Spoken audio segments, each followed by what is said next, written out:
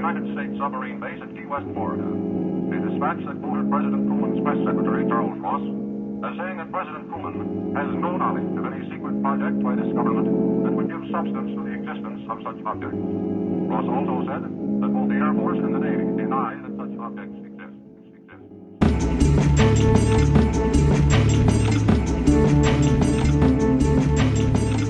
Hey, what's up? My name is Noelle, and I want to formally apologize to Chelsea only right now because I forgot to put on deodorant today. Ooh, and I'm Chelsea. Like most serial killers, don't have a sense of smell, so it doesn't bother me. Oh, that's good.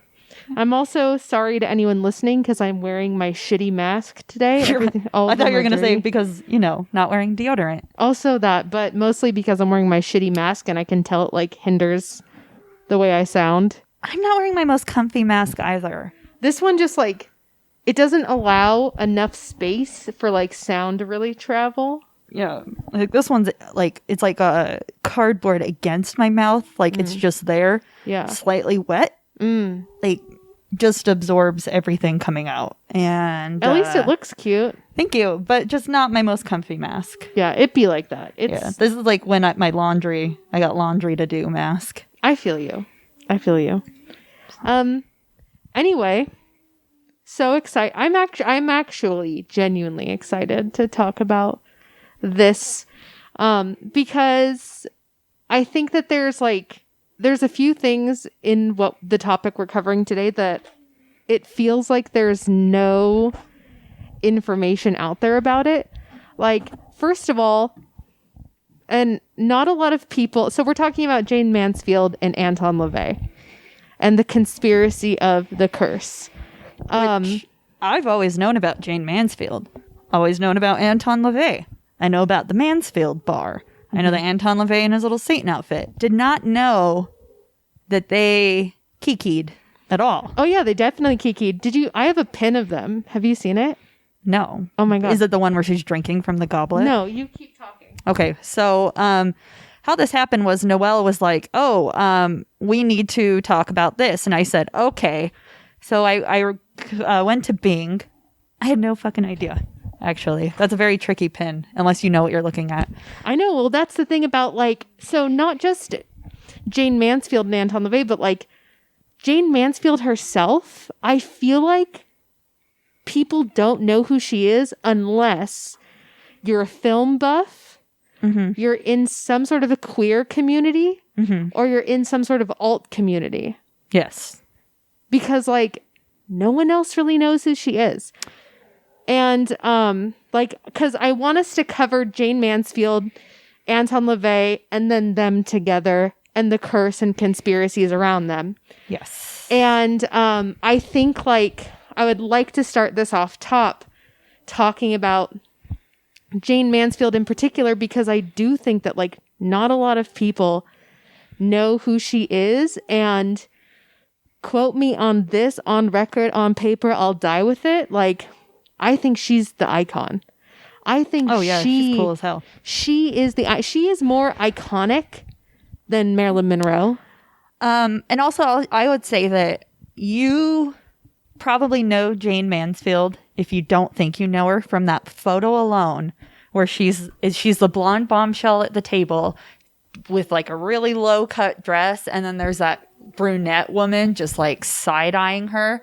Yeah. Right looking, and you're like, oh, that's Jayne Mansfield. Yeah, it's a black and white photo taken at some sort of, looks like an award ceremony. They're at a dinner table, and Jayne Mansfield is looking just bubbly blonde bimbofication, and then this other really popular, I'm blanking on her name as well, brunette Hollywood actress who's more high and tight, hoity-toity, Sophia Loren or something, is giving her the side eye, biggest side eye. And also, it's an incredible photo. We all know her as the mother of the best woman in the world. It's true. Quote me on that. I'll fucking fight you. It's true. Eat your heart out, Ruth Bader Ginsburg, because Miss Jayne Mansfield, is the mother of Detective Olivia Benson of Law and Order SVU. Yeah. Mariska Haggerty. Yes. Mother. Jayne Mansfield. Oh, yeah. It's there's so much in pop culture that you don't even realize is fully from Jayne Mansfield. Even the way she fucking spoke, when I listened to her, I did not realize how many times I had heard Jayne Mansfield. And she is the very, do you really think that I'm like that? Yeah. And that's how she fucking spoke. Yeah. She did that. That was how Jayne Mansfield fucking talked. She was like this over-the-top character who had that iconic squeaking moan of excitement and these like breathy one-liners. Like the way that she talked and did like that, like, and like it was trying to like cutie it up while being this like over-sexualized thing. Like that became like a part of the culture, and it was exclusively from her. So, Jayne Mansfield actually went from Broadway to Hollywood, which is crazy to think about when you look at her because she's so amplified. She's like a caricature of herself, but that also makes sense because the one thing I appreciate so much about Jayne Mansfield is that while she was this over-the-top character, she was always in on the joke. Yes. She fucking played everyone just so well because she was so fucking smart. And well, let's go a little bit into her background and some of her intelligence and like her accomplishments, like before she really hit it. Yeah. So Jayne Mansfield was born Vera Wayne Palmer on April 19th, 1933. I wrote down 1993. That is so wrong. In Bryn Mawr, Pennsylvania. She had a pretty comfortable childhood. Her dad was an attorney, and she had inherited basically $1 million when her grandparents died. She always wanted to be like the next Shirley Temple, and she worked kind of hard in her studies. Like she was a B average student, which was fine, but she was astute enough to make sure that she really thrived in the eclectic stuff. So math, science, and things like that, she always did fine, but she wanted to have that draw. So she focused really hard on taking ballroom dancing lessons. She studied multiple languages, ended up being fluent in 5, and then was phenomenal on the violin. Yeah.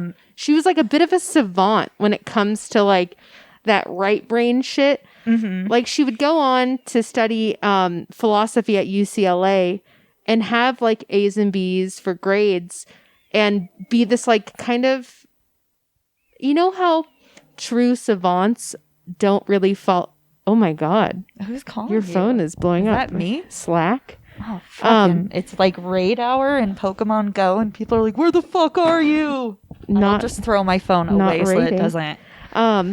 Like true savants always kind of like steer away from like traditional education. Like they always like follow the path of it, but they always like end up doing their own thing because they're that good that they know that they could succeed in other avenues. Yeah, they just know. Yeah. They just fucking, there's something about them where they just know. Yeah. And even with like, people would ask her questions like kind of silly in other languages and she'd be like ich habe die Deutschen sprechen, and like do her little cutesy I really thing. liked your fake German. Thank you. It means I'm here to talk about Germany. It's the only German I know. That's I good. learned it in 5th grade when I had to give a report on Germany. You killed it. Thank you. But she was very like she was like, hell yeah, I speak 5 languages, but she wasn't gonna let you think she was smart. She would answer it back and like very question, like, oh, is this a question?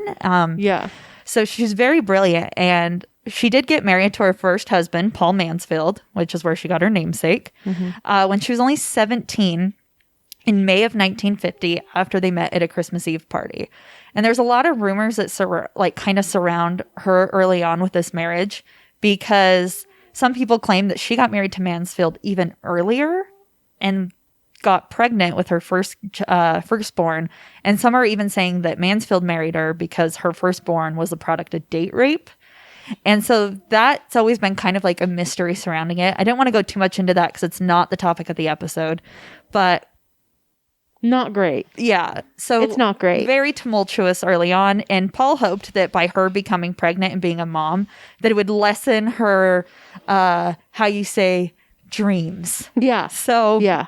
In 1961, Apollo, I know, he's just breathing. God, he he's like such a has dick. his face planted against the Yeah, door, someone breathing as hard walked as by he the can. door. That's why. So in 1961, she attended LA she went to LA to attend a semester at UCLA, and she surreptitiously entered a beauty pageant, but her husband made her resign, which is weird because he put her in a ton of fucking pageants when he was with her, but if he wasn't with her, then it was a no-go. Sounds about white. Yeah, and so they did go back to LA in 1954, where she was allowed to do more of the pageant circuit and did a few modeling gigs. And General Electric actually passed up on her because they thought her boobs were too big. They were a size G naturally. Yeah, she was a big titty lady. She had some sweater puppies. I'll show up. I've never heard that before. What? I've never heard that before. What? You've never heard it? I've never heard that Yeah, it was before. like 2 grocery bags full of soup. Oh, ew. No, they were happier than that. And but that kind of led to her sliding in to Playboy. And in 1955, she was Playboy of the Month. She was February. And so her and Marilyn really kind of hit the ground running at similar times. Where Marilyn was more, I think, on the MGM circuit. Jayne Mansfield was more on the 20th Century Fox circuit. Yeah. And so once all this stuff started happening, her first husband filed for divorce and sought custody of their daughter, saying that Jayne was an unfit mother for showing her boobs in Playboy. They both filed for divorce in 1956 and 1957 and were officially divorced in 1958. So on May 3rd, 1956 is when she signed a 6-year contract with 20th Century Fox. And they really wanted to elevate her as like the next Marilyn, like the next best. Yeah, she was going to be not the counterpart, but almost the what we would now know as campy. Like she would be the campy version of Marilyn Monroe. It was like what drag queens are to women, like just really exaggerated, like super on the nose, obvious about it. Yeah. And that's what they wanted her to be. Yeah. And she knew it, and she fucking did it. And I think, and that's why it's kind of upsetting to me the more that like I learned about Jayne Mansfield and I like went through a bunch of her films and watched some of her interviews. I was like, this is the woman that deserved to be the icon. Not Marilyn Monroe. Right. Like truly. Like she was funny and she was smart and she was pretty and she had personality. And there was something so memorable about her. Like, I think of the scene in The Girl Can't Help It where she's walking and she's walking in this like skin tight sequins dress, corseted up in these big ass heels. You see Marilyn doing that same scene and it's this like slinking, sexy, choreographed, smooth walk. And you see Jayne do it. And it's like she almost has like her wrists bent. Yeah, and like she's doing like the little wiggle. Yeah. And it's just like, I love it. Yeah, like one love hip, her. like one hip at a time, Yeah. like into the room. And you're like, no one walks like that. And people are like, why was she walking like that? Was it the dress or was it the corset? And it was like, that was just how she knew that like she needed to be. Because there were like the 3 M's of Hollywood at this time. It was Marilyn Monroe, Jayne Mansfield, and then Mammy Van Doren. Yeah, Mammy Van Doren. And I didn't really know much about Mammy, but She's apparently the only one who got out alive. Yeah. But there's that scene in Pulp Fiction where he's like, where John Travolta's eating dinner with Uma Thurman, and he's like, oh, we should have sat at the Marilyn table. And she's like, oh, there's 3 Marilyns. And he's like, no. That's Jayne Mansfield. And that one is Mammy Van Doren. Yeah. And then he's like, I think Monroe's got the night off. Yeah. So Marilyn was very much like, I would say like the personification, and then Jayne Mansfield was like maybe the character, and then Mammy was like more accepting on the campiness, and she knew, like, she was like, yep, my star is Rosenthal. And I think that acceptance is probably what got her out alive. Yeah, I would say if we're talking Goldilocks and the 3 Bears, like Marilyn was the commercial, sexy, blonde, golden age. Jayne was the over the top, campy, eccentric, loud, boisterous. And then Mammy was kind of like in between both. And she was like, thanks for having me. You know what I mean? Right. Yeah. And you mentioned some of her films, like The Girl Can't Help It and Too Hot to Handle.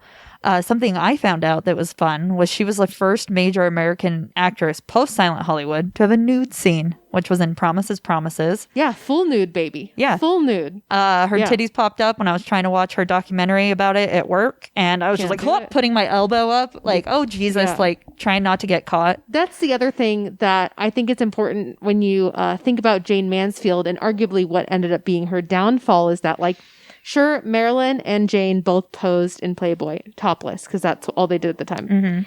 But there was something more burlesque about Marilyn, where it was more about the reveal and like the looking, like undressing with your eyes. Jayne, no. Well, and Marilyn Jayne was an exhibitionist. Yeah, and it was like, oh, at that time, like a woman who's kind of like less obtainable is a little bit more okay to digest mainstream commercially, where like someone like Jayne Mansfield, like, you know that they're fucking looking in the dark, but they're not going to be open about it, right? Yeah. And that was actually evident in the fact that her film did way better than Marilyn Monroe's Gentlemen Prefer Blondes, which is crazy because I've heard of Gentlemen Prefer Blondes. Yeah. I hadn't necessarily heard of the film Girl Can't Help It being more successful with Jayne Mansfield until I started this research. Well, the only reason why I even know about The Girl Can't Help It is similarly what I said in the beginning. Like, the people who know Jayne Mansfield currently tend to be in alt communities, queer communities, or film communities.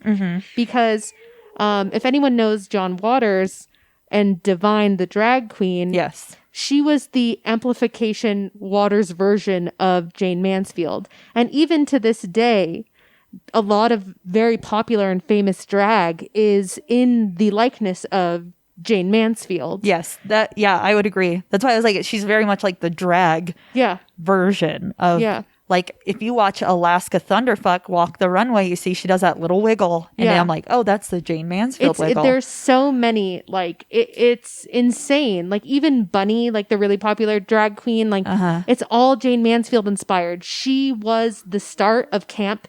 The whole reason why we have the term camp, we have a definition for it, and drag performers were able to grab from it is because of Jayne Mansfield. And John Waters always talked about Jayne Mansfield a lot. And from him, and like also the coloration of the movie The Girl Can't Help It inspired him in a lot of his films. And so that's how I found that movie. Yeah. But that's not a common path to take. No, I don't know her for her know. films. Yeah. Not a film buff. And arguably she did more and better shit that was more memorable than Marilyn Monroe. The stuff that I know her from is the macabre type things. And like, with John Waters. Fun fact, Divine inspired the look of Ursula in Disney. So if you want to know what Divine looks like, there you go. Fucking It's just Ursula. Ursula. Think about that connection. You have a circle, or more like a triangle. At the top is Jayne Mansfield. At one corner is Divine, and at the other is Ursula. All connected. Oh my God, it's the Illuminati It is. pyramid. So she met her second husband, the best husband in my opinion, because it was Olivia Benson's fucking dad, Mickey Hargitay. Just a few days later, after her divorce on May 13th, or after her signing with 20th Century Fox on May 13th, 1956. He was a bodybuilder, a solid hunk, and part of Mae West's chorus line at the time. Mae West is very, oh, doll, like that kind of. Like, so you know Mae West, you know her voice at least. But he and Mansfield got together super quick, and then they got married on January 13th, 1958. And arguably, people who are close to Jayne Mansfield said that not only was he the best husband, but truly they believed that that was her soulmate, the love of her life. He respected she never the recovered. Fuck out of her. Yeah. Like, and at a time where it was like, no, you control your women. Like, there were publicity photos of him spinning her around on the beach when she's in like a teeny tiny little bikini, and he's like, God, look at my wife, isn't she great? Yeah. And it was, they acted together, they did a ton of stuff together, and it was just fucking mutual and professional respect. And fucking, when two people who truly love each other come together, the stars align in such a way that Olivia Benson is born. It's true. And that's like all you need to say. It's true. I also think like he was such a good compliment to her, because something that we haven't touched on yet is how Jayne Mansfield's true addiction was to the limelight. Yes. She needed to be talked about. She needed to be seen. It didn't matter how. She was worse than a Kardashian before the Kardashians were even a thing. Like, she would bring press into her home to just photograph them. She wrote the book on that shit. She used to be like, I guess I forgot my underwear today. Let me get into my car. Yeah. And they would be like, oh, like always hinting at it. Yeah. And even like, and then eventually, like, we'll talk about it, was her downfall. Yeah. And the needing of attention led to kind of like the downfall of the marriage. Like, Jayne had an affair in 1962 with the producer of one of the movies that she actually did with Haggerty. Her Panic Button producer, his name was Enrico Bomba. And then she had another affair in 1963 with singer Nelson Sardelli. She said that she wanted to marry him, but she ended up divorcing Mickey in May of 1964. And then, but she was pregnant with Mariska at this time. So they stayed married legally so that the state of California wouldn't rule her little bastard baby. Mm-hmm. But after that, it was over. Yeah. Her third husband, this one was a real trip, was a man named Matt Cimber. He had directed her in a stage production called Bus Stop, which she was also in with Hargitay. And she and Cimbers married in 1965 and divorced in 1966, kind of a fast one. She admitted to him that she had only really been happy lately with the Nelson Sardelli guy, the musician. But then she started to turn more and more to alcohol and having more and more infidelity issues. She did have one son with Matt named Tony, who ended up being raised by Matt and his new wife. And Tony's the fun one. We'll talk about him later. He's the one who got kidnapped. Mm-hmm. Yeah, there's quote unquote. There's a lot. Jayne Mansfield, it's really unfortunate because for how smart and eloquent she was, her true addiction to fame is the downfall of it all. It's what ruined all of her marriages. It's what got the kids taken away. And eventually it's what takes her fame. And I would even say like her life. And it's just like wild because what other Hollywood stories are like that, right? Yeah. It always turns into like they couldn't keep it out their nose. They couldn't keep it out their veins. This was she couldn't keep a camera out of her fucking face. Yeah.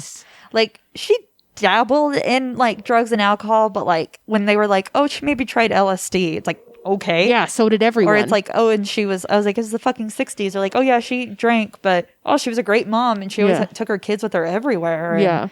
And, was really attentive, and her kids have nothing but like good things to say about her. And you're like, oh, okay, so she just drank sometimes. Yeah, she just drank sometimes. So in July of 1966, this is when Sam Brody enters, and this guy is the crux of the issues. Like, yes. What Jayne Mansfield needed,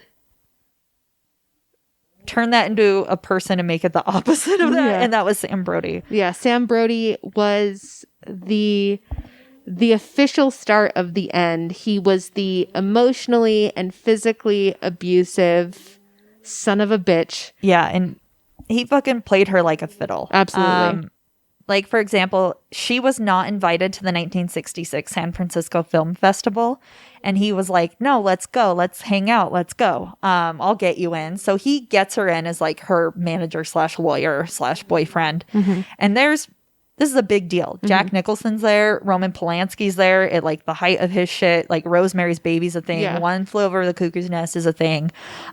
These are the big boys. And they asked her to leave because she was too scantily clad. Yeah, and she was in this dress that she was essentially just falling out of. Yeah, and they were like, no. Like, you can't do this anymore. Like, this isn't what Hollywood is about anymore. Yeah, like, I think the thing that happened was Jayne got big with Maryland during a time where the male gaze upon women and what they did and what they looked like was accepted in the norm. It was kind of that like World War II looking like era bombshell. Yeah. And the 60s brought us, like, rather than having the male gaze of female exploitation, the 60s brought the women's empowerment movement. And, like, I'm going to be sexy, but it's going to be on my terms and how I like it. And everything that Jayne Mansfield was the opposite of that. And to say it frankly, like, there was no longer a place for her in Hollywood. Right. Truly. Like, the way that film was going and the fact that she was this over-the-top kind of, like, bimbo character. They were like, no, you're doing nothing for the culture and the art. There's no place for you. And so imagine she shows up to this San Francisco Film Festival in the late 60s and she's surrounding these, like, up and coming, like, everything is really, like, groovy. And then she is almost like she's like an artifact of Hollywood's dirty little secret. Exactly. She's like a bruise. She's like this falling out of her dress, titties everywhere in hot pink at this, like, almost like hipster event of the Hollywood elite. And they were like, get her out of here. And, like, one thing to remember is that Jayne was, you know, they talk about how Jayne would go to the Whiskey A Go-Go in LA when Nat King Cole was playing. And she would show up. She would leave her pink palace off of Sunset Strip in her pink Cadillac. And it was kind of like on brand. It worked a little bit. Yeah. And then she was still going when the Doors were the house band. And she was still looking like that. And it was, like, cool, but it also kind of, like, stood out as, like, what the fuck's going on? Dude, it's like when people still dress like singsters and they're, like, posting stuff and you're like, we don't do that. Like, yeah, we don't do it anymore. It's like, we don't praise what that's about anymore. Like, the music's cool, but, like, we're not doing it. Yeah. Yeah. And it's like, even when you look at some pictures of her, like, dancing at the Whiskey, literally, like the 60s acid, like, rock era, imagine, like, Jim Morrison screaming into a mic, and then she's in her little, like, housewife dress, doing, like, the 50s arms. Born out of time, with her big blowout. And you're like, what is even happening? Look at, like, style icon, like, Mia Farrow at the time, like, Rosemary's Baby comes out, and everyone's like, I want that pixie cut. I want to wear, like, sweaters with, like, the fucking collar underneath it. I want, like, pin cut it was like pants. Sleek and mod, earth toned, really kind of like toned down. And she had that, like, Mars Attacks blonde blowout that looked like it was 7 wigs packed on top of each other. Yep. And then so this is really where kind of the late 60s is where Anton LaVey enters in. So I'm gonna let you speak with your authority on that. Like, you let me cover the blonde bimbo, bitch. I also wanted to say something.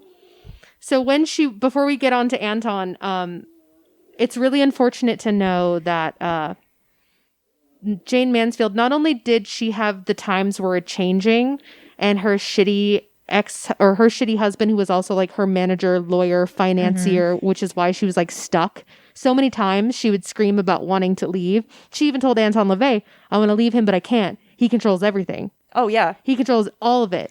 And he really fucked her over in more ways than one. One of them being she was a movie actress. Fox dropped her after she had kids. She was trying to have, like, a bit of a comeback. And they were like, hey, we don't have a movie for you, but we've got this TV show. Oh, yeah. You're going to be playing a woman on a deserted island. And then Sam Brody was like, you can't go to TV. You're a movie star. You can't do TV. No way. And turned it down. And guess what that fucking role was? It was on Gilligan's fucking Island. It would have. We all know about Gilligan's Island. It would have put her on the Hollywood, like, elites forever in history. Yep. And instead, it became the official nail in the coffin to, like, the end of the era of Jayne Mansfield. Yeah. She would just be like, he has my life in his briefcase, and I can't do anything about it. Yeah. So, as we mentioned before, Jayne Mansfield is in San Francisco in 1966. getting kicked out of the San Francisco Film Festival in a bit of a negative publicity moment. But again, our girl Jayne loves the limelight, whether it's good or bad, but she's really on the down and out. So what does she do other than hit up our good friend, creator, founder, high priest of the Church of Satan, Anton LaVey? And he looks like a baby dressed up like the devil at all times. I do. he He's just fucking adorable. He is a his little hat with his little horns on it. Party his little cape. City Count Dracula. So fucking cute. I want to talk about Anton LaVey in a similar way that we talked about Jayne, because both of them, I think, not only because of who they were and what they did, and then them together, kind of like, I don't know, puts a spin on it that doesn't belong. So, Anton LaVey, he was gaining popularity in San Francisco, not so much because of the Church of Satan at first. He was a musician, he was a police photographer, and an animal trainer in the circus. And truly, he was a musical savant above all. He could pretty much pick up any instrument and play it. He was most known for his organ playing, and even in his youth was performing in San Francisco for big wig gigs and in concert halls. He was convinced that music was a true form of magic. And this is where Anton LaVey and the Church of Satan kind of gets a little like wonky. What are we talking about? Because he'll talk about music in the sense of it's the true form of communication that everyone can understand. And you're like, that's beautiful, that's eloquent. And then he'll be like, and it's a true form of magic, as in, if I play the piano so violently, playing songs only about weather, I can make it rain in like a hurricane. It's like, okay, Vanya, Umbrella Academy, white violin bitch, like, chill out. You know. He's so weird, like, and I want to make that clear, like, I am not a fan of Anton LaVey and the Church of Satan. I think he's a fucking cosplaying clown, but it's not lost on me the fact that, like, he is the foundation that laid for the future. But anyway, he does a lot of that weird shit. Like, he's like, magic, wink, and you're like, but wait, is it real? I don't know. It's like when Bob Ross is painting shit, and you're like, you just fucked up the painting. What you had was beautiful. And you're like, oh, wait, you made it look good. Wait, no, you fucked it up. No, it looks good. What? Yeah, no, it really hurts. Anton LaVey grew up in a not-so-religious household. Unfortunately, it's something that resonates with me pretty, like, almost verbatim. We grew up in homes that our parents had experienced religion and chose not to do it, but our families had different stripes. Like, there were atheists, there were people who were Jewish, there were people who are Mormon, there were people who are Catholic, people who are Christian, Seventh-day Adventist, whatever. Like, the gamut is in the family. And but his parents not really choosing to follow any sort of religion. And obviously growing up in San Francisco, easy. Yeah. Didn't really have to. And you get exposed to everything. Yeah, everything. They didn't really care. And his mom would describe God to him as another word for nature, which I thought was also really cool and awesome and hippie of the times. His grandma was actually from Transylvania, so it seems fitting that, like, he is who he is, and she would essentially be his stepping stone into the occult and the ooky spooky. And by occult, I mean, like, old-timey traditions that you would consider, like, weird magic. Yeah, like salting the door. Exactly. Things like that. Anton was also big into and open with his sexuality and sex in general, and would talk about how he had, like, his first sexual awakening at, like, 6 years old. But that's not great. While it sounds cool because, like, we like sexual acceptance, and that was a big pillar in the Church of Satan, he had a major fucking piss fetish that he developed as a child. That's what happened. He was, like, with a girl at a party and she pissed her pants, and he was like, yo, I love that. And it became like just like, What up? What you doing later? Yeah, he was obsessed with it. It even has like terms coined in the Church of Satan, and he thinks it's like one of the most powerful things you could do is like piss your pants as a woman, like specifically. And it became a big problem when he would try to spy on women in public restrooms, and even in the Black House, which is the house that he owned in San Francisco and painted black and then became the headquarters for the Church of Satan. If you went to the bathroom in there, it had a sign that said "Smile, you're on camera," and yeah. Just all the wells are fucking sticky. Yeah. And just it was terrible. like not great. Anton would be performing at the circus. Obviously, as I said, he was an animal trainer, really obsessed with big cats, had like a black leopard as a pet and also a lion as a pet, like pre-Joe Exotic. He was Joe Exotic. And then he was hired to play the organ at both the circus and for some evangelical groups. And he would say, right? You like that? He would say this is where he grew to have disdain for religion. Because back then, in like the 50s and 60s, the circus and sideshows in San Francisco specifically were like kids in the day, adults at night, you know? And he would see the same men throwing cash and groping performers at sideshows in the Sunday services that he was performing at, preaching hellfire and damnation for the same shit they were just doing the night before. See it. Tale as old as time. As old as time. Cher sang about it in Gypsies, Tramps, and Thieves. Exactly. Just hypocrites, man. And he said this is what keyed him into the massive hypocrisy of religion. And right here, I want to stop and remind us all that this sounds really cool. But let's not forget that Anton was 25 when he dated and then married a 15-year-old. So like, just so you know, this is your not so friendly reminder that he's not a piece of shit. He's a piece of shit. He's not as groovy as we want him to be. So in the early 60s, Anton gained popularity by hosting lectures at the Black House. He would have lectures about love spells, bondage, horror movies, vampires, and kind of like everyone came to these lectures.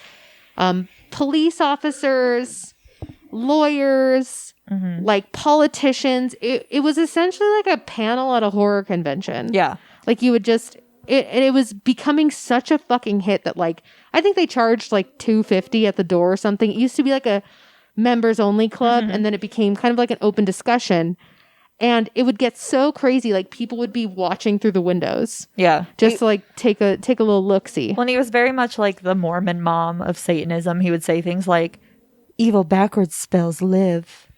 Yeah. Kiss face. Like very, that kind of stuff that I think was really digestible for people who were just, like they could be curious, but he knew when to dial it down to make it more digestible. Yeah. He's like, yeah, come to my cool black house. My house is black. Isn't that cool? And people would be like, yeah, Satanism. And then they could go home and they could absorb just that. Yeah. And the thing about Anton LaVey, which is why he's kind of like harmless in a way, is what you saw was what he was drawing inspiration from in pop culture. Like Anton LaVey's digestible Satanism was just like the Addams Family, the Munsters, like Boris Karloff and the Man Who Smiles. Like it was just everything ooky spooky. Like that was his shit. Even like one of the old like original like movies about Satan, Haxon, like the outfit with the widow's peak like cap of the devil and the little cape. Like that's where that's from. That's an Anton LaVey costume. Yeah. It's all what I would call Party City Satanism. Yep. It's cute. Even like the old like Dracula thing. He's like, I'm from Transylvania where the devil lives. And he was like, cool, my grandma's from Transylvania. I'm from where the devil is. Like he reminds me of in the movie Hocus Pocus, the guy who plays the quote unquote devil, but he's just someone's stepdad in the suburbs. Yep. That's what I think Anton LaVey is like. Yeah. Like that's what he is to me. He's just a guy who's he's just like he's cosplaying Satanism, and then you hear about some of the stuff he did on par with Satanism, and it was really just like a philosophy of individuality. Yeah. But it was so punk rock at the time. Yeah, for sure. And like that's the thing I really like want to hone in is that he was truly cosplaying Satanism. And it's really funny that people like just his name causes such a stir. So obviously he was blown up with his essentially like DIY horror panels, and he decided that he was going to form the Church of Satan. Satan more so being a derivative of the original term Satan, meaning like the opposite. Nothing to do with God and a little dude with a little tail and horns. Right. More to do with individualism and being the opposite of religion's hypocrisy. April 30th, 1966, he shaves his head in the way of the old executioners and declares 66 as year one of the year of Satan.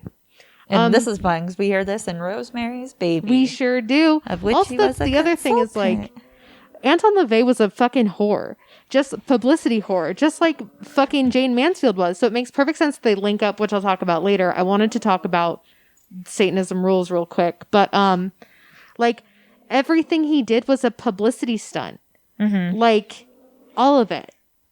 He was in so many movies, and he was, like, helping produce movies. Yeah. And, like, he was on TV all the time. Like, what? Come on, man. You know what I mean? Like, yeah, he was like a technical advisor on movies. And he was like, I was the devil in Rosemary's Baby. Yeah, I played the eyes. The rumor. I want to believe it. I believe it. So, but like where Jayne Mansfield was like cosplaying like a sex bot, he was like cosplaying a Satanist. Like, really, literally, truly, with his fucking outfit, so cute. It makes so much sense, like how they would get together. And the thing I wanted to point out, like with some of the 11 satanic rules of earth and the 9 satanic statements are like this is what Satanism was to him. So rule 4 of the 9 satanic statements: Satan represents kindness to those who deserve it instead of love wasted on ingrates, which sounds fucking cool. And you think like it's all about like this individualism and choice. And the big thing about like LaVeyan Satanism as it would become to be is kind of like got this spin of what I would consider like toxic masculinity on it, because it's very much about showing strength and being ruthless and relentless. And sometimes, I don't know, yeah, he was it's like, weird. Christians don't sin, but I'm the opposite, so I'm going to be the best sinner in the world. Yeah, it was like, if you're going to be a sinner, be the best sinner on the block. Yeah. Is like a famous Anton LaVey quote from a TV fucking appearance. Yeah, and it's like, oh, watch out for Mr. Badass over here. These are, so I think that the 9 satanic statements are kind of stupid. That I think that was his first draft. I prefer the 11 satanic rules of the earth. Number 1. Do not give opinions or advice unless you are asked.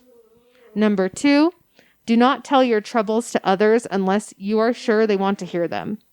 Number 3, when in another's home, show them respect, or else do not go there. Number 4, which honestly, think about that one when we talk about the curse later on. Yeah. Number 4, if a guest in your home annoys you, treat him cruelly and without mercy. Number 5, do not make sexual advances unless you are given the mating signal.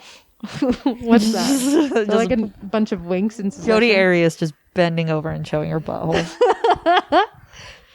Number 6, do not take that which does not belong to you unless it is a burden to the other person and they cry out to be relieved. Number 7 is a weird one, because at first you think like LaVey is all about like rationale. And then you hear this.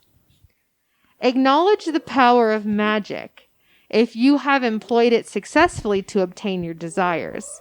If you deny the power of magic after having called upon it with success, you will lose all you have obtained. So he'll spend like an entire book talking about like being smart and science and logic. And then he's like, but magic, if it does work, it's kind of cool. Yeah, he's creating his own god and calling it magic. Exactly. 8, do not do not complain about anything to which you need not subject yourself. Number 9, do not harm little children. Number 10, do not kill non-human animals unless you are attacked or for your food. Number 11, when walking in open territory, bother no one.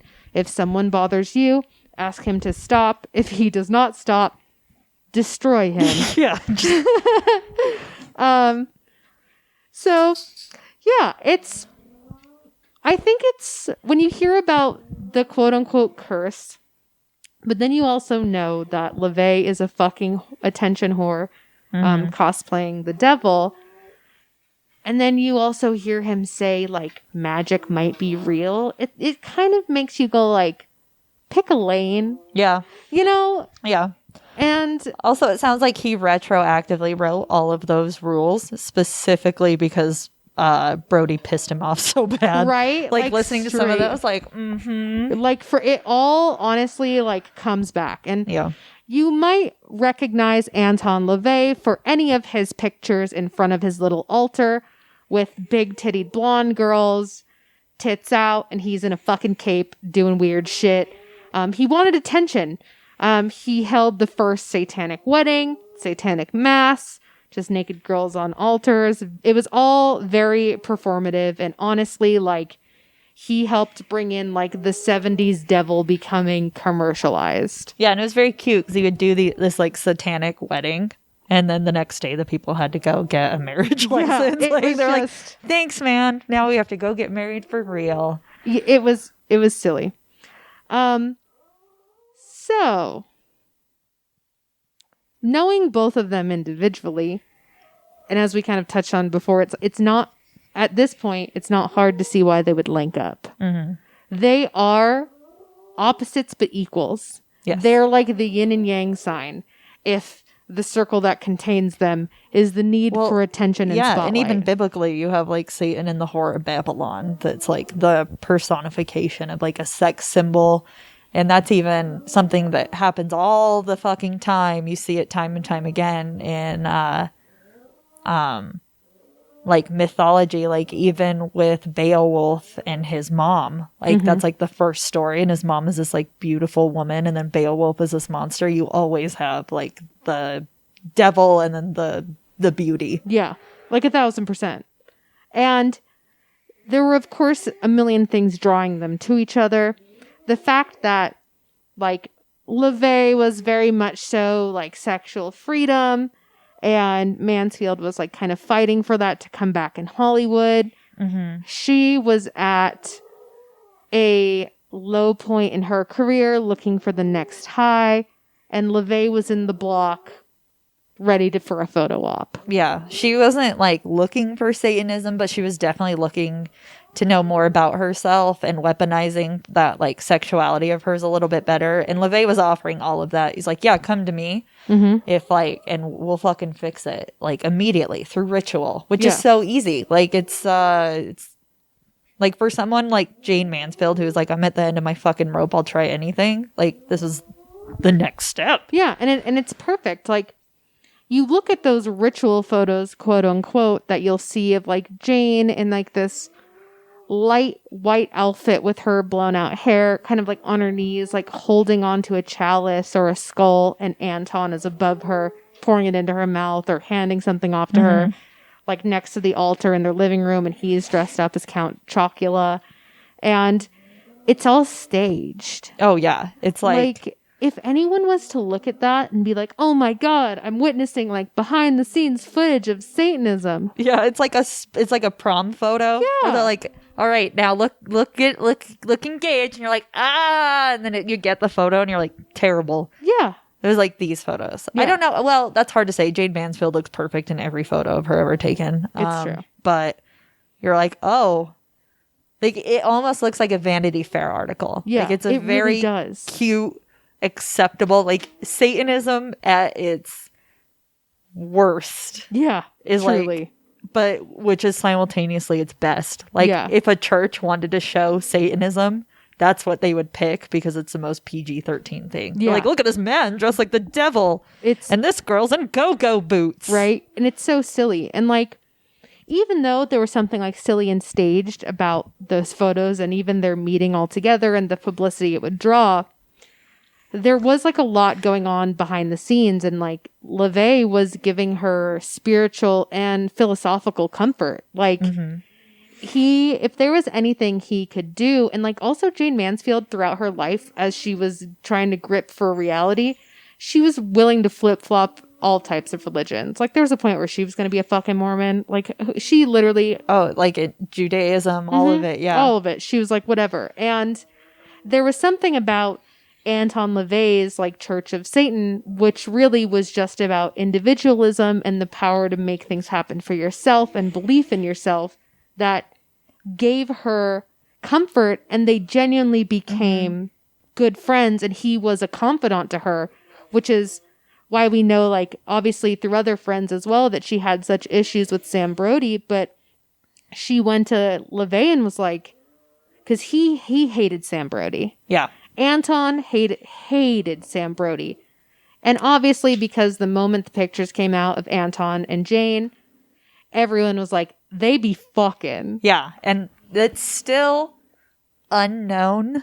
It's unknown, but everyone close to them will say it would be weirder if they didn't. Yeah, because, why not? And Jayne was there really to explore sexuality, too, like, in that sense. And Anton probably was the one to fucking give it to her. Normally, I'm like, ew, she cheated on her partner, but I'm like, whatever. Yeah, with Sam Brody. Who I feel like that's shit? what you do when you go see Anton LaVey. Like, yeah, no one's going there because they want marriage counseling like, to save you're them. gonna go to McDonald's and not get the fries? Yeah, fuck you, man. You're lying. Like, you're wrong for not doing it. Straight up, though. And so I like to think that, yeah, they had something going on. Like, people are like, oh yeah, he made her a high priestess, and some people are like, no, that was in name only. Like, he just wanted her, he was trying to help her be elevated, and this was getting her in the newspapers and stuff. But it's just really crappy because we don't really know 100% what went on behind the scenes. Yeah. And it was only October of 1966 where she goes to the Black House for the first time. And then she passes away in 1967. So this is like a fucking whirlwind of stuff that happens. Yeah. And where it kind of started to go wrong was Brody decides to go to the LaVey house because he's curious to what Jayne is getting up to. And he makes so much fucking fun of it. And he sees a skull candle in the main parlor. And remember, this is like a church for Anton. This is how he played it. So he lights a skull candle in there.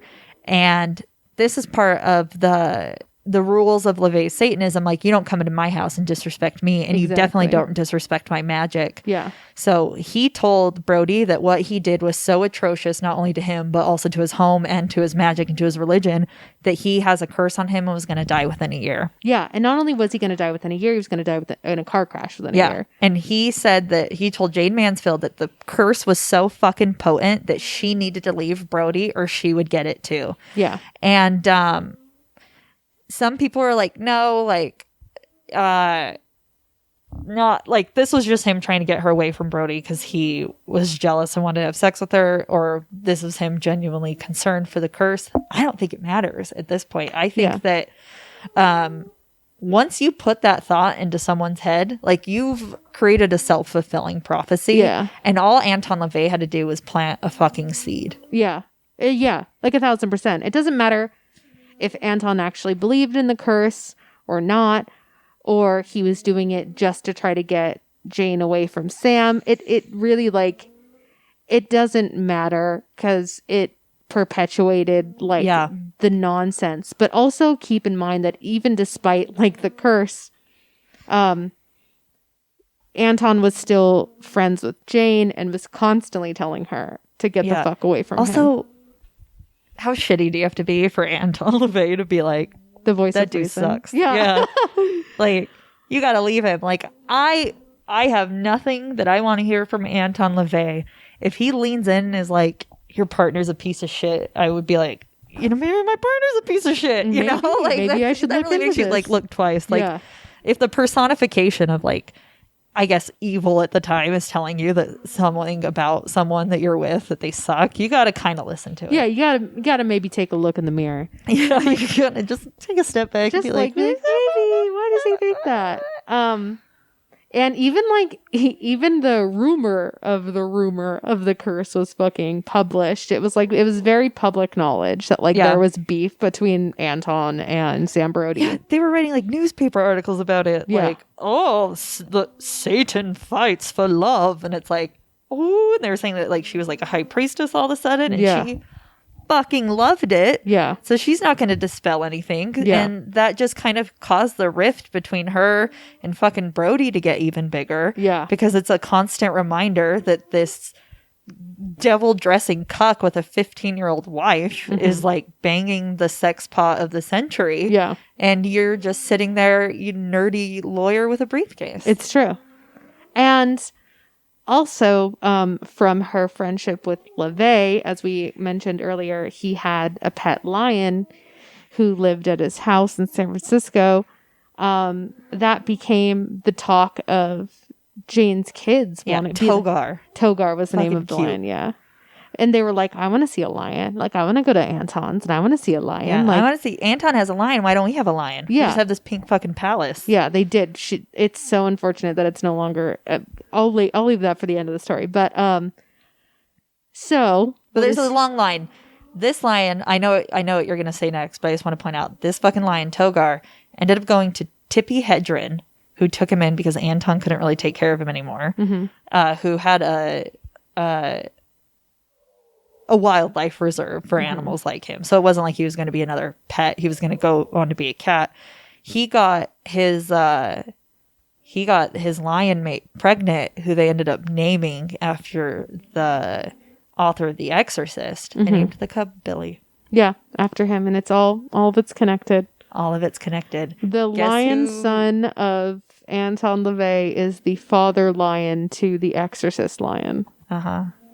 And Anton LaVey, didn't they say he was involved with The Exorcist too? Yeah, he was like a consultant. Yeah, he did it all, man. All comes down. I know it. But anyway, her kids were fucking obsessed with lions. They were. And so what does Sam Brody do? He's getting cucked by Anton LaVey, by his wife, and he's getting cucked by Anton LaVey by his own fucking kids and this fucking lion. So what does he do? He takes the family to a private zoo called Jungle Land, where all of Hollywood's performing animals lived. Like the MGM lion. Yeah. Was there. Yeah. He was there hanging So like out. all the poor animals that were like high key abused. Yeah, like this is where they kept them. Yeah. I honestly, the zoos are already terribly sad. This one, worse. Yeah, and only celebrities and rich kids could go there, basically. Yep. Fucking nightmare. And I also think it's we're about to talk about what happened at Jungle Land. Like, if you thought naming your kid Zoltan, which was the name of Jayne Mansfield's son, was the worst thing that would ever happen to him, Surprise. think again. Surprise, motherfucker. So, they're at Jungle Land. The paparazzo are there taking pics of Jayne, and they're posing her with these monkeys, and it's real fucking cute. And like, remember, this is rich kid Hollywood animal sanctuary. So like, the animals are just like out. Like, handlers are taking the animals out. They're showing the kids. The animals go back in. It's a VIP experience, if you will. So as Jayne is getting photographed, they're like, okay, let's get one with the whole family. And they can't find Zoltan. little Zolt. Little Zolty. Such a stupid name. It's so stupid. And the reason being, we'll soon find out, comes from blood-curdling screams, because Lil Zolty thought it would be a fucking great idea to break into the lion's cage and go hang out with Mr. Simba. And Mr. Simba wanted nothing to do with Zolty. No. Nope, straight up mauled his He wanted fucking a ass. kid kebab. He and did. he got it. He was like, oh got my it God, raw. you're the perfect size to put in my entire mouth. So the unfortunate family outing was sabotaged by Zoltan getting mauled by a fucking tiger. And he's immediately taken to the hospital. They honestly, when they approached him, they didn't even know if he had a fucking pulse. Yeah, they were like, oh. They were like, oh, shit. But he did, so they took him to the hospital. And they bring in a priest, and they're doing last rites. They're like, he's not gonna fucking make it. He got meningitis That's a shit where people get it and then like 2 hours later, all their limbs are gone. Yeah. Like he was fucking sick. Yeah, he was fucked up. And what does Jayne do? She's at her wit's end. She doesn't know what's going to happen. She turns to the arms of her lover, Sam Brody. No way. What? Never.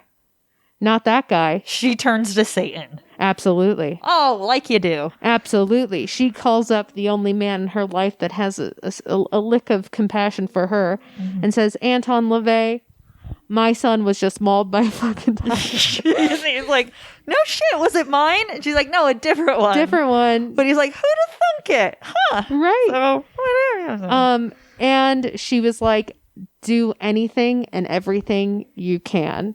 And he was like, okay, but if you sign yourself over to the devil. And she's like, motherfucker, done, deal. We'll do it. All day, every day. She pulls a Sabrina. Her hair gets lighter. Yep. Lipstick gets darker. Yeah. Black headband for no reason. Headband. Yeah.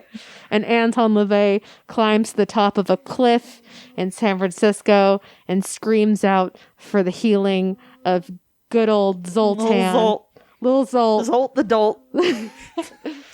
And miraculously, some would say from dark divine intervention, he recovers. Like, dare we say almost instantly. Almost overnight. Enough to solidify correlation and causation in Jayne Mansfield's head. And honestly, anyone around to be like, man, maybe that vampire guy is up to something. Right? This would get me. Absolutely. I'd be like, what the fuck? Yeah. Definitely one of those things where I'm like, miracles are real. Yeah. And the miracle is The devil. Anton LaVey in a children's onesie and a cape screaming at the sky. Also, I love it. They're like, he climbed the tallest mountain. I'm like, he climbed a hill in San Francisco. Yeah. Straight up. He climbed to the top of Golden Gate Park. Yeah. And was like, it's like lightning stop. and thunder. And he's like screaming to the sky. I like to believe it. I'm going to choose to. That was nice. Yeah. So something else we should also kind of let you all in on is that in between the time that Anton LaVey said, fuck you, Sam Brody, you're cursed, Sam Brody was in 7 different car accidents. Yes. The legend of 7 car accidents on the famous Sunset Strip. Yes, because that is where Jayne Mansfield's gigantic pink palace mansion was. It used to be one of the biggest fucking houses in Hollywood. Look it up. It's fucking insane. But the Dead Man's Curve right off of Sunset. Yeah, she literally lived off of Dead Man's Curve. Yeah, was not great for her. Well, wasn't great for someone who potentially was fucking someone who had a curse about getting killed in a car accident. And she kept lining him up, and Anton LaVey kept knocking him the fuck down. Like, not only did he bring back little Zoltan, but her ex-husband Matt had taken baby Tony, and Anton's like, I'll get him back. All of a sudden, but before that happens, like, Sam brings him back. And so she's like, oh shit, like, I have what I want. I feel bad. I want Sam to be here, but he's getting in all these fucking car accidents. And Anton keeps telling me he's the one doing it. And they weren't all just fender benders. Like, some were actually a pretty big deal. Like, he got broadsided and knocked out of the car and like mangled his leg.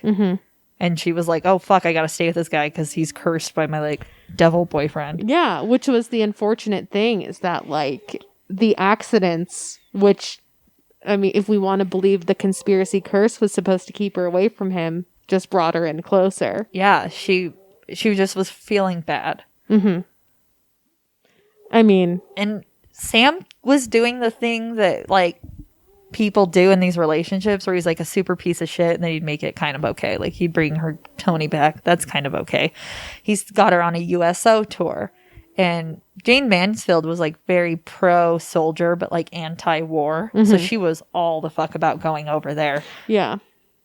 But she couldn't handle the terrors of war either. No, she couldn't. It was also like this was the end for Jayne Mansfield, and the revival at the film festival didn't work. She was essentially like a laughing stock of fucking Hollywood. And Sam came back to her with like one last Hail Mary, like, I'm going to bring you overseas. We're going to do USO shows. It's going to revitalize your career. And all of a sudden, fucking like Jayne Mansfield is in Vietnam and is like, Yeah. oh shit. And it was kind of good for a second, but then it also went super terrible because the soldiers got so fucking rowdy that they just had to cut the tour short. Yeah, like they had to take couldn't her. be in the presence of Jayne Mansfield Yeah, they had without to take acting her. like a bunch of babies. Take her the fuck out. And you know, she was either quoted or misquoted saying she would have rather perform for the Viet Cong. Yeah. Well, then, like, she tried, like, they interviewed her about it, and she was like, well, I don't know. She's like, and this was really sad because she was talking about how much it broke her heart. One of these guys who was in Vietnam, she was talking to him, and he was like a 24-year-old, and he had gotten his legs blown off. And she said the thing that broke her heart the most was that he felt so proud for having served his country. And she was like, she kind of was like, so yeah, so what if I want to perform for the Viet Cong? They probably feel the same way. Yeah. And that was like a peak of like the intelligence of Jayne Mansfield coming through. She went on about war and the horrors of war and how terrible the war was that they were fighting and how pointless it was. Yeah, and it fucked her up. It got, that was done. She was fucking, Yep. She was done after that. It was so bad, like, that even Sam Brody decided when they got back that he was going to apologize to Anton. He's like, fuck it, I'll fix whatever. They even went to, they took him to dinner at like a nice restaurant, and he was like, yo, my bad. Can we please take the curse off and all this stuff? But guess what happens on the way home? Gets in a car accident. Jayne and Brody crashed into a fucking tree, and it wasn't a huge deal, but it was still Anton, like, took credit for it and was like, no, I'm not forgiving you. Like, you came into my house and my home. And then he was like, Jayne, get away from him. Yeah. I'm not lifting the curse. Yeah. And so as the curse may or may not have still been on from Anton, and as Jayne Mansfield all but ruined her career completely by talking bad about war. Yeah, you can't do like people. They did not like people criticizing war at the time. She ended up having to work these, like, essentially hot girl sits on old man's lap shows in the South. Like dinner theater. And Mammy Van Doren, who was like the other M of the trifecta, was like, she was down for it. It was like Elvira level camp. Yeah, it was campy B horror, like B movie, like that's what she knew she was gonna do. She accepted the fate. She knew that there wasn't a place for her. Mammy knew there was not a place for her in Hollywood anymore. Yeah. And she was totally fine being like the B movie gal and doing these fucking dinner shows. She had no problem with it. Jayne did it because she had to, with hopes that it would open up a door. Yeah. Back onto the big screen. Yes. And then one fateful night, Mammy asked her, like, yo, can we switch gigs? Like, will you take my gig for me? And Jayne was like, yes, I'm going to treat it as a vacation. So she, Sam Brody, and all her kids went south. Sam could not drive to the next gig, however, because of his leg from the previous car accident. Yeah, literally still fucked up from the previous car accident. And so they had to hire a driver to take them to New Orleans so that Jayne Mansfield could make the TV gig. And this is where we get to the infamous date of June 29th, 1967. They're driving to New Orleans. In the front seat is Jayne, the driver, and then someone else a part of the show. We'll just assume it's like security. Jayne had like her 2 chihuahuas with her on her lap. And in the back seat, her 3 kids lay sleeping. Mm-hmm. And it was also on this night that a semi-truck in front of them comes to a halting stop.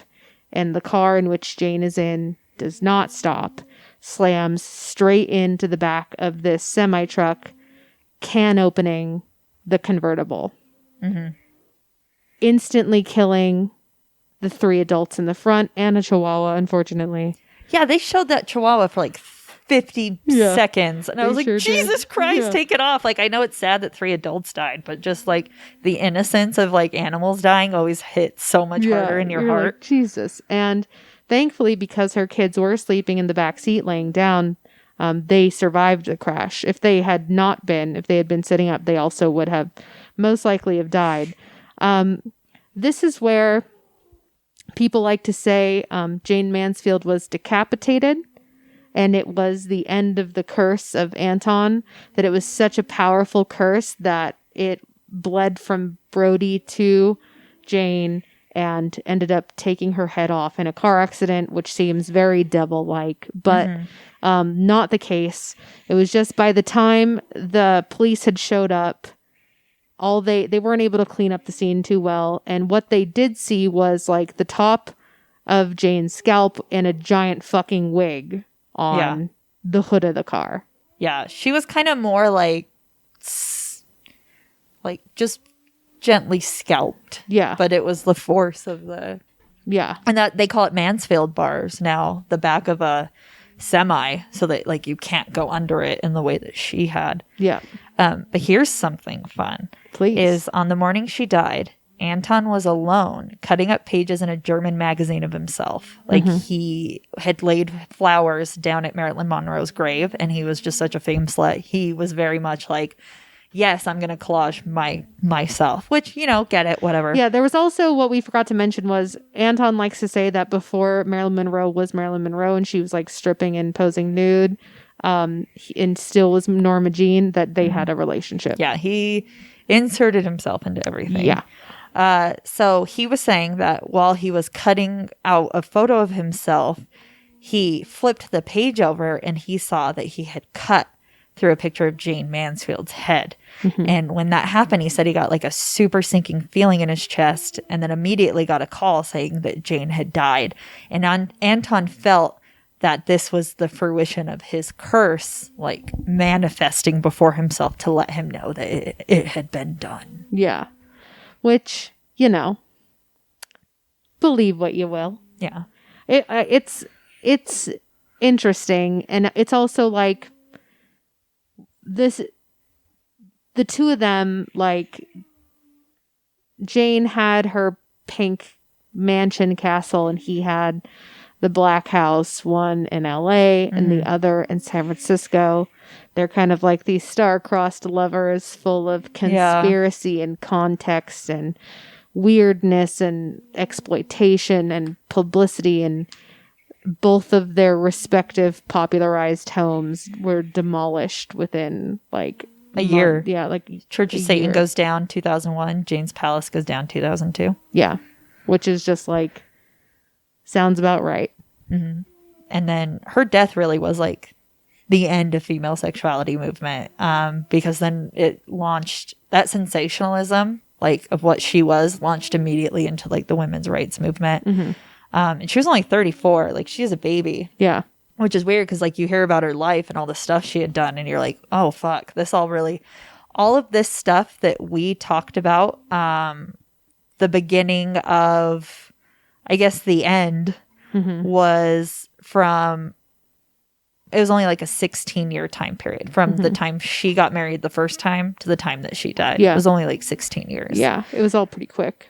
When she signed with 20th Century Fox, that was 1956, and then 5-6 years later they've cut her out of the picture. Like everything in Jayne Mansfield's life was so fast, and there was a lot of occultism to that too. Like they described Jayne Mansfield as an Aphrodite, and they were saying that there's always two curses of Aphrodite. One is that she will never get old, and for Jayne Mansfield, she'll never get old because she died young. And then also she can make you feel so special, but like is never satisfied. So she gets this slew of men who are so in love with her, and but then she's on to the next one. On to the next one. Like she never has anything serious. And so one thing that I wanted to point out now that the episode's kind of wrapping up is how often the number 5 occurred in Jayne Mansfield's life.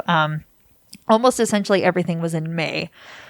Let me do this, find all. So I should have done this before. Are you just trying to do like a control search? I was trying. Anyway, like May is when she gets married to her first husband. May is also when she signs her contract with 20th Century Fox. She met her second husband and got married in May. And then She spoke like 5 languages. Number 5, she got divorced from her second husband in May. Everything was just May. And there's a lot of stuff that wraps up with that. So in occultism and Satanism, numerology does have like a certain place that it holds within the symbolism. So the number 5 occurring in Jayne's life essentially has a meaning. And part of it is that the number 5 in numerology means death. And numerically, it is also associated with the goddess Aphrodite, which is who Jayne Mansfield was always associated with. And then think also, too, of like the 5-pointed star. And so a lot of this stuff comes into play. And then you have when Jayne Mansfield dies, everybody's like, yeah, no shit, because she was flirting with the devil. And it's this like ultimate, like just diminished what she was and really just what made her so successful at being like this female sexual symbol was also her downfall. So like, yeah, she was basically banging the devil. And then that's the shitty end to Jayne Mansfield. It is the shitty end to Jayne Mansfield. And I think when I looked back on everything and I tried to figure out why this like effervescent, bubbly character actor was kind of like taken out of icon status. There is no conspiracy that it comes down to the last year, the 66, 67 years of her life before she died and her relationship with Anton. Yep. Because the fall of Jayne professionally was that there was no longer a spot for her in Hollywood based off of who she was, her over-sexuality, kind of like that male gazy golden age girl. And no one could really say that outright. But what could they say? She was fucking the devil. Yeah. And she got what she deserved. And then it ended up being like the curse of Jayne Mansfield. Yeah. It wasn't like all the men who fucked her over in her life. It wasn't like the backhandedness of Hollywood. Yeah. Like kind of like the anti-feminism of the feminist movement, leaving these women behind and not making a place for them in the new era. It was never about that. It ended up just being, you know, she made a deal with the devil and it cashed out. Yep. And it's like the backhandedness of feminism, and feminism only works when it works for me. And like she was just reduced to like really a shell of everything she was. And then you hear about like how she was with her kids, and like every gig she went to, she was bringing her kids with her and she drove with her kids. And like, that's like unique in Hollywood. It's just people parenting their own children. Yeah. And then her kids are like, oh yeah, like Sam Brody was terrible. Like he used to beat up on her oldest daughter. And it's like, fuck, dude. Like she was just surrounded by bullshit. Yeah. She was like a pretty little light in the darkness. Yeah. And yeah, all snuffed out. It's true. And legend has it, if you listen closely, you can hear the scratches of Jayne Mansfield on the top of her coffin, because her mother had her buried in Pennsylvania, and there's nothing Jayne would have wanted more than to have been rested in the Hollywood Forever Cemetery. Yeah. So that's it. Yeah. There it was. Tragic. Anton LaVey and Jayne Mansfield. You know, I never knew, like peanut butter and jelly. Yeah. Like crack in a pipe. Yep. Jayne and Anton. And you know what? Fucking Olivia Benson. And Olivia Benson. Pouring out of it. Law and Order, Special Victims Unit. Yep. Honestly, think about that. Chew on that. Yeah. Without this, you wouldn't have her. It's true. She was in the fucking car. She was in the car. And there are also pictures of Anton and Jayne and her. Yeah. Love it. Love to see it. We love that. Also pictures of her with Sam Brody that fuck. Ugh, also fuck the guy Brody. who bought Jayne Mansfield's house and then sold it for development. Truly. Fuck him. Rotten hell, you motherfucker. So I think this, I won't give a hail Satan. I'll give a hail Jayne. I'm going to say hail pickle juice for a shout out to my friend Disco, passed away. She once brought a mason jar full of pickle juice over to my house and we just drank it. So hell yeah. Also had a unique funeral that may not have reflected the woman I knew. So those tend to happen in Yeah. this state. But, you know someone as they were, and they know someone Yeah. as they was. But man, badass, powerful women leaving all too soon. Big theme. Yeah, big theme. But man, glad to have known them. Hell so thank yeah. you, Jayne, and thank you, Disco. Always better for ya. Yep. Better for knowing ya. Pour one out for the bitches. Pour one today. out all day, always for the homies. Paul, you're being such a